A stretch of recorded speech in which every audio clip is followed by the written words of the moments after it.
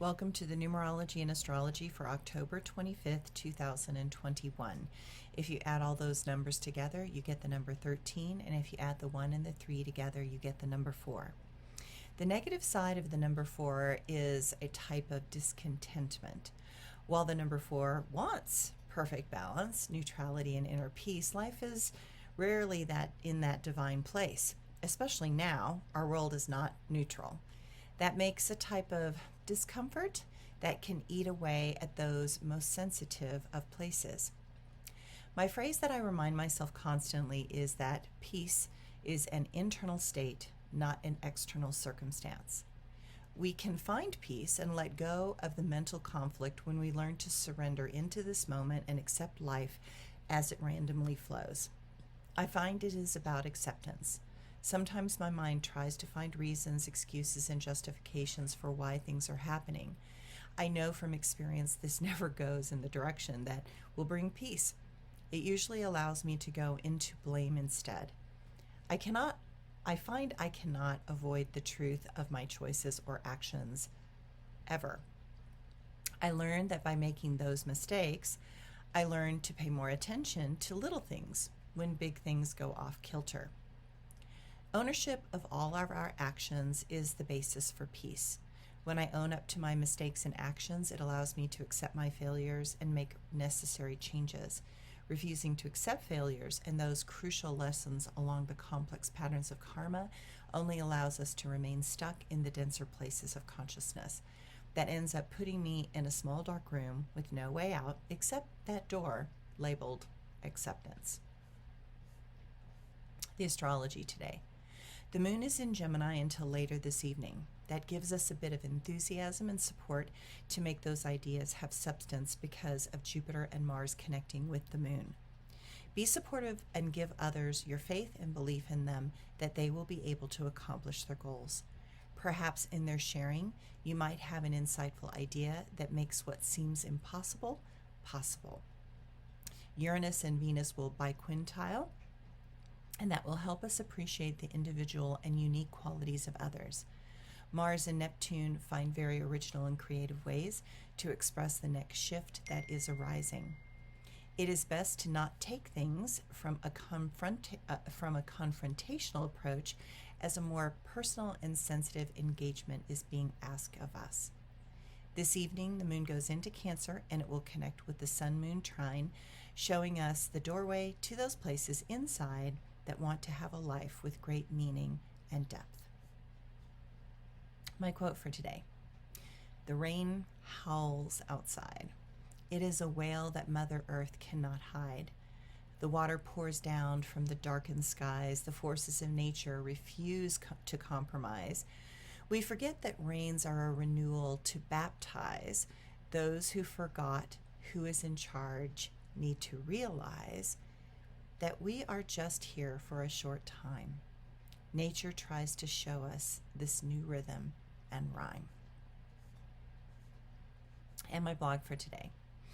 I must admit I love a storm. Ever since I was a child, the thunderstorms of West Texas were spectacular events that demonstrated the power of nature. I could feel the energy building up, and it was all I could do to not leap outside and run across the fields as the storms came in. I knew a part of that storm. I knew I was a part of that storm, and I was not ever afraid that any storm would hurt me.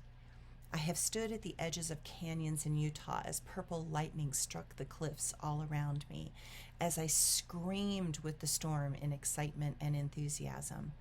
Thunder was a permission from nature to make loud noises. I loved the light show. I loved the sounds booming as they went through my body. The sounds penetrated my physical body and expanded out of my core, shaking loose stuck energy and emotions. I was the storm. I was the sound. I was the booming energy that electrified the air. Storms were always magic to my soul. I loved the double and triple rainbows of Colorado when I was a child.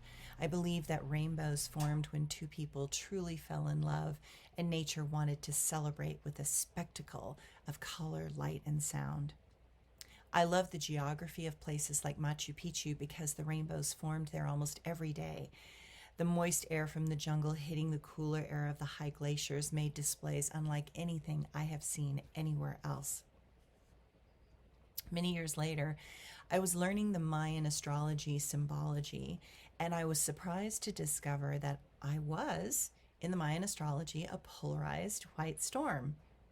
The gurus had said since my 20s that I was like a baby white tornado, swirling positive energy and ecstatic change in the world, an unstoppable force that was for the good in the world. Below, as I speak, these next words are actually from my Mayan astrology, so these are not my words. And at the very end of my blog, there is an astrodreamadvisor.com that you can do a free Mayan reading on yourself, and this is from that particular spot. So my Mayan astrology says, I polarize in order to enlighten, stabilizing life. I seal the matrix of universal fire with the lunar tone of challenge. I am guided by the power of free will.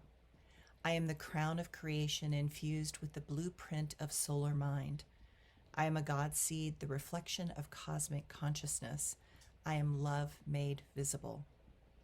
I am the blue storm, the thundercloud full of purifying rain, and the lightning that shatters any false structuring of reality. I am the purifier of the body temple that ignites the light body. I disintegrate the processes of separation and move them into ascension. I am the rebirth of a planetary dream. I am the living model of a new reality. I am the emissary of great change. I am the transformer of the collective myth. I weave the loom of reality for better relationship. I utilize the powers of cooperative alliance. I shine bright when polarities become whole. I am the pulse of universal source.